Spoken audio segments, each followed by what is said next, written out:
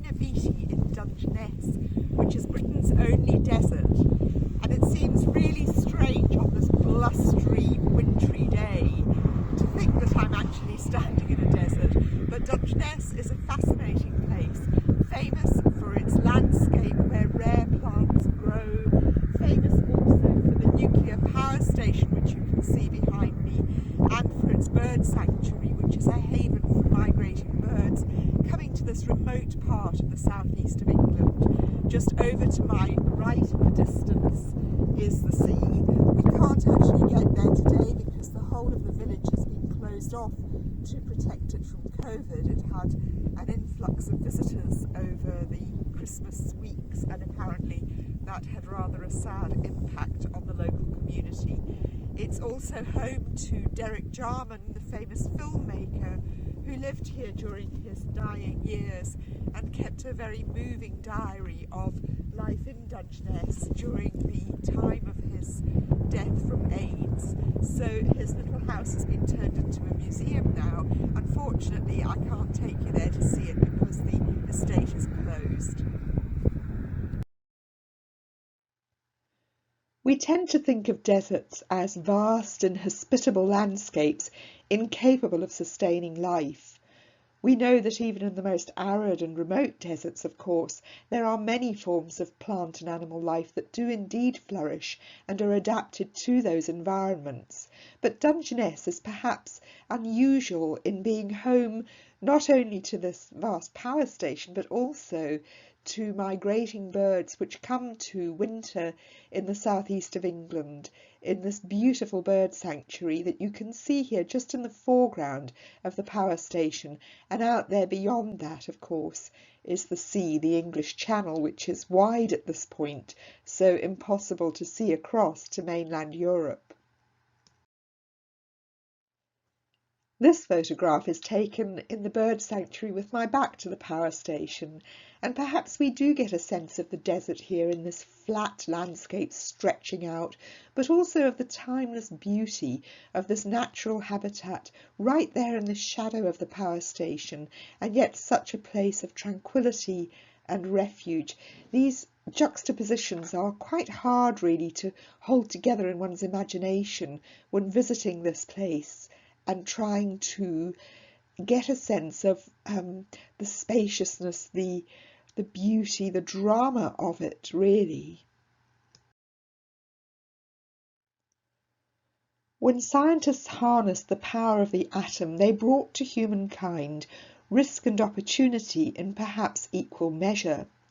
Robert Oppenheimer is sometimes called the father of the atomic bomb, and it's said that when he watched the first detonation of a nuclear weapon in 1945, a passage from the Hindu scripture, the Bhagavad Gita, ran through his mind. "Now I am become death, the destroyer of worlds." We all fear a nuclear holocaust and the prospect of a nuclear winter, another kind of desert brought on by our human inability, it sometimes seems, to care for this beautiful environment entrusted to us.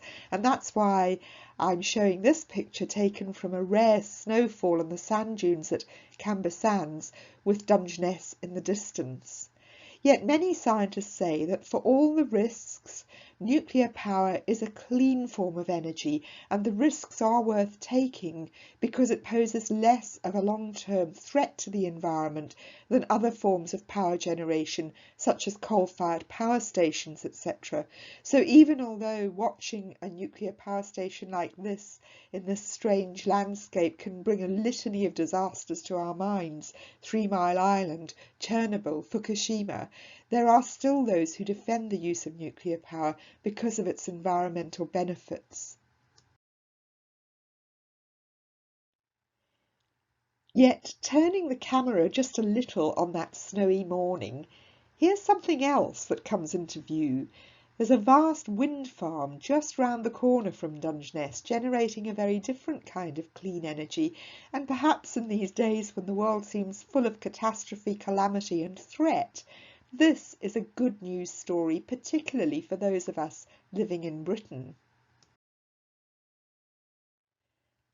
As we can see from this information taken from Wikipedia, The UK is generating more and more of its electricity supplies through wind farms and offshore wind turbines, so that by the beginning of December 2020, wind power production consisted of 10,930 wind turbines, and the UK is now the world's 6th largest producer of wind power. So maybe the day will come when that desert will be restored to its natural, pristine environment, and we'll no longer have any need of that power station, though I do confess that I find it quite beautiful and awe-inspiring when I walk along the beach near my home in Canberra and see it silhouetted against the morning sky.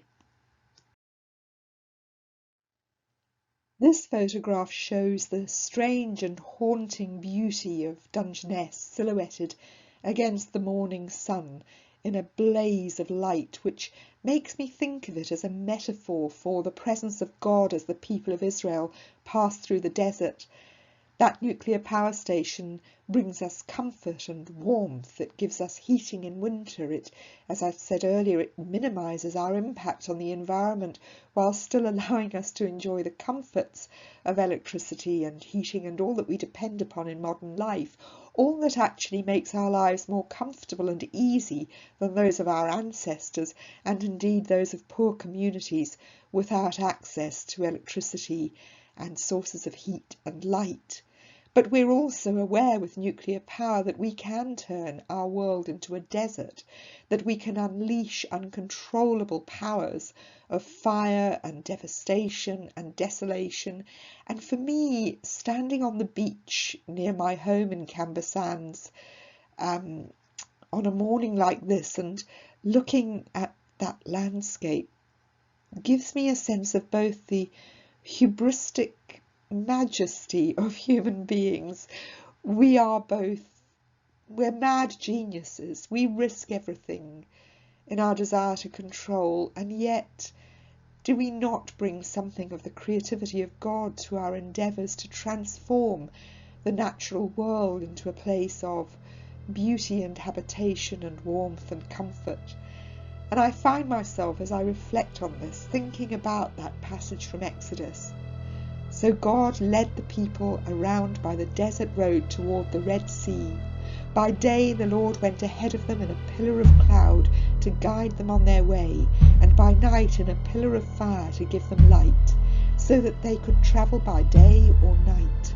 Neither the pillar of cloud by day nor the pillar of fire by night left its place in front of the people.